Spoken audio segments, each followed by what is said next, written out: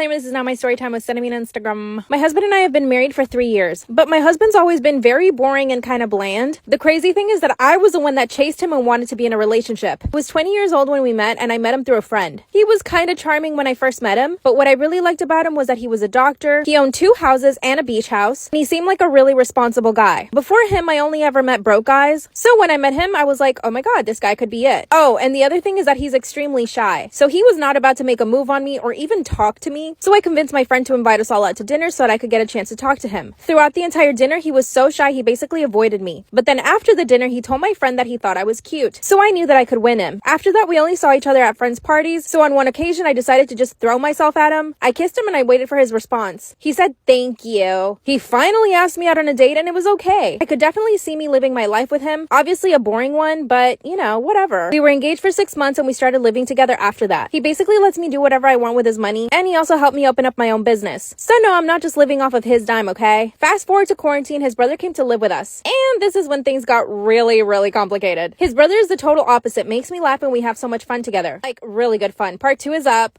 Disclaimer, this is not my story time with sending me on Instagram. So his brother moved in with us during quarantine. And as soon as he moved in, I was finally laughing and having fun. Like I said, my husband was really boring and shy, so I got really sick of that. When his brother came to live with us, he would make jokes, we would laugh. He basically made me feel alive again. Here's how things went down with him. My husband loves to go golfing with his golfing buddies, so he would leave every single day for like 2 to 3 hours just to do that. So I was pretty much all by myself all day. He would also spend a lot of time where he worked at a hospital. On the other hand, his brother was home all the time. He and I would watch movies. He even started helping me out with my online business, and soon we became really good friends. I would tell him everything. I would even complain about how boring his brother was. One night we decided to have pizza and wine, and between us we both had 3 bottles. Throughout the movie we kept laughing, and every time I would just get closer and closer to him. Eventually I was sitting right next to him. Part 3 is up.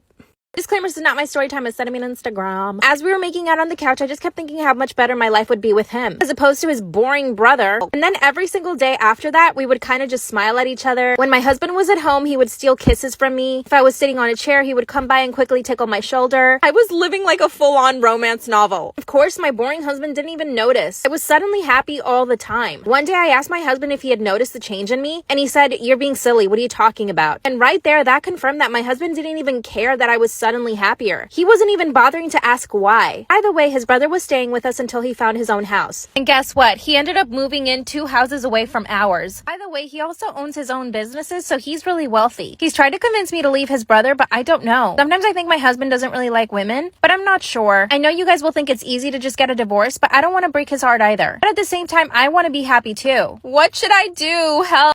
In high school, this guy named Andrew got super pissed off at me because I spit on him accidentally.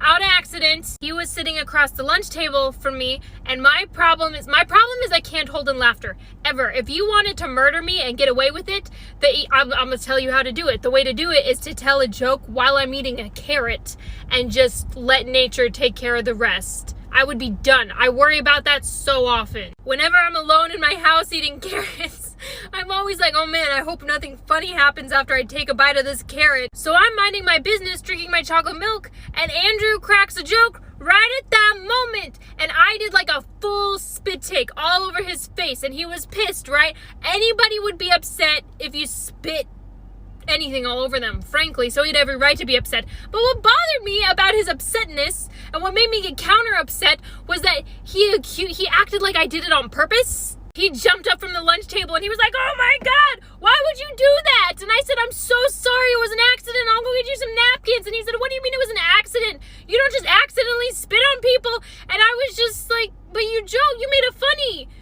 You were in the splash zone. It was an accident. It just happened. And he said, did you think that was funny? Was this some bit? Were you trying to make a joke? And I said, no, I would never spit on anybody without their consent. And what really offended me about that statement was that he seemed to think that my sense of humor was just to go around assaulting people with dairy, which I would never do. Like he seemed like he thought that I was just sitting at the lunch table drinking my chocolate milk, waiting for the perfect moment to do a spit take. Like, oh man, this is gonna kill. This is really gonna bring the house down. So now I was upset also because he accused me of being an absolute hack. So he's being incredibly accusatory. I was finally like, listen, Linda, listen. I don't know what else to prove. I don't know what to say. I don't know how to prove to you that it was an accident. I would never do that on purpose. I'm really sorry. I'm gonna go get you some napkins. And I don't know who said what when I left the lunch table, but when I came back, his entire energy had changed, like his whole vibe. He was completely relaxed. He somehow did believe it was an accident all of a sudden.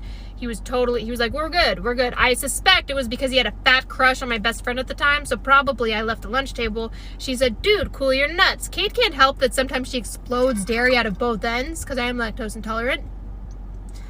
And he was in love with her, so he was nice to me after that.